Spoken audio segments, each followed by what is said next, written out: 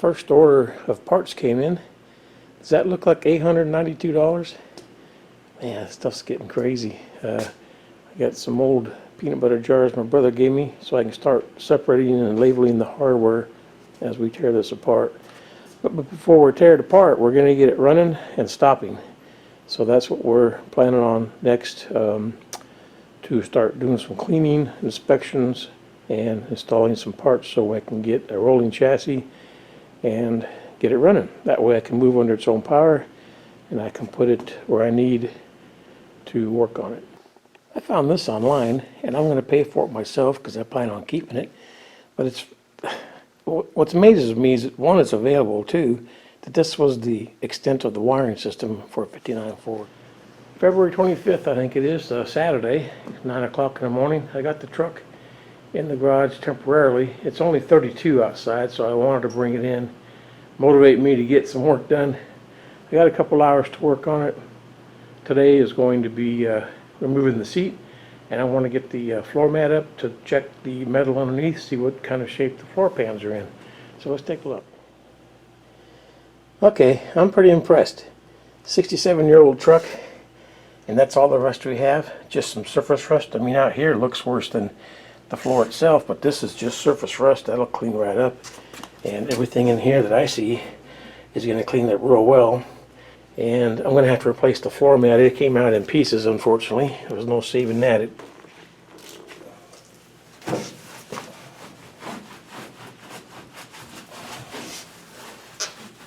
So I did a little cleaning on the dash just to kind of gauge what we're working with. The knobs came out pretty good. Here's what they used to look like. So just some cleaning really made them shine. Now none of them work so far. We have a wiper. The lights do come in and out, but that's left air, right air, choke. None of that will work. So it's just a matter of lubing it, I'm sure. But yeah, we're in pretty good shape here. I know I say that a lot, but this truck continues to impress me. So we're going to continue cleaning. Mechanism on the seat actually looks pretty good. The levers work. I have this one out of the way, and I'm going to just use a W40 to, because it has, ooh, see if we can get them loose. Both sides are, that didn't take much.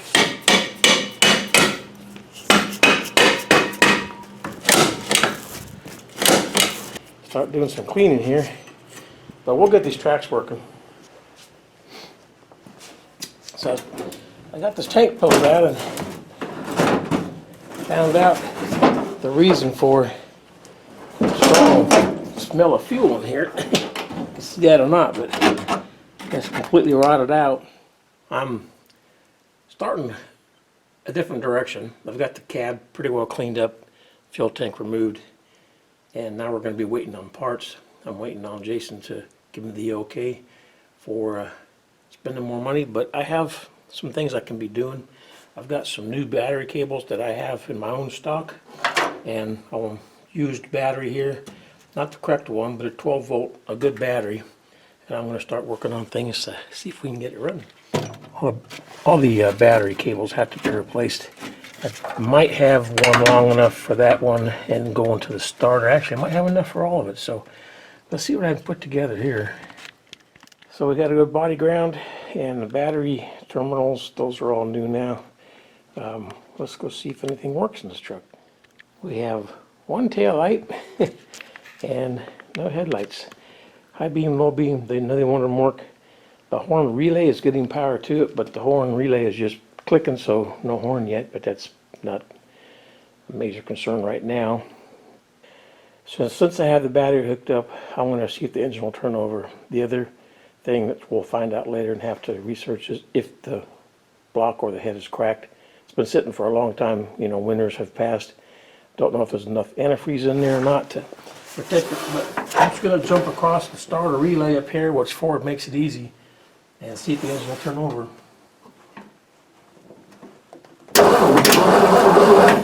Alright, well that's good news. Turns over. I don't want to do it much because I want to get in there and check the cylinders and all that, so good news. And then fuel system as well. We're going to need a gas tank and some things, and this component is a fuel pump with a vacuum diaphragm, and this runs the windshield wipers. and it's got a float, or correction, a glass bowl on the bottom, so you can take that out and look at the fuel, drain it or whatever. But anyway, this part's not available right now, so I went ahead and ordered the pump with the electric motor, so it won't have any of this. We'll just have to plug it off.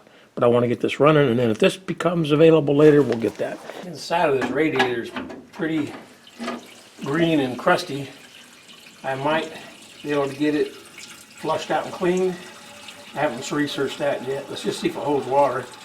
And since I got an old antique truck, I thought I'd use my antique radiator filter. This thing's pretty cool. Sure works good.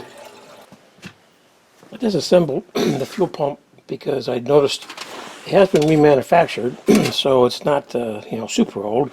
But there's some signs of either some grinding there. I don't know if I was done at the manufacturer.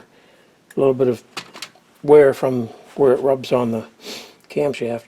These two diaphragms actually look like they're in good shape. It's fairly clean in between there. This was my concern here. This I gotta flip this around so I can see. Yeah, this is full of gunk, but that's just a filter. A bowl. Yeah, screen is on this part.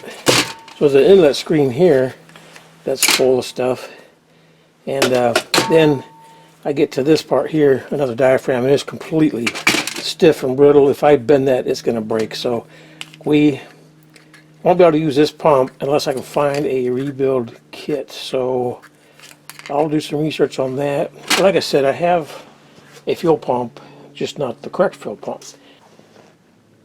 I have you zoomed in on the float here, bowl cover. This also has been remanufactured. It's not super old. It's a Holly.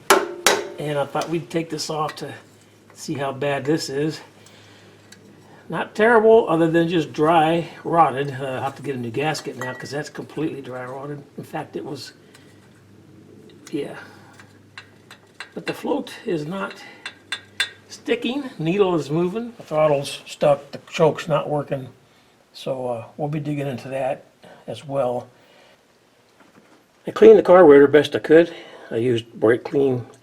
And I like to use that because it's got the spray and a pretty good pressure behind it, so I was able to clear out all the holes and cleaned up these fuel lines inside and out. Got those all flushed out. A carburetor kit is $60, so I'm going to try to run it without a new kit to see if it will run, save some money. But I tore up that gasket that goes here for the float bowl and had to make a new one. That was done by my brother giving me this old stock here of cork gasket material. I thought I had some around here, and it's still available at, you know, your parts stores. But so he had that, so I was able to cut out gasket. Made that fit pretty good, so we're going to put it on and see if it'll hold gas.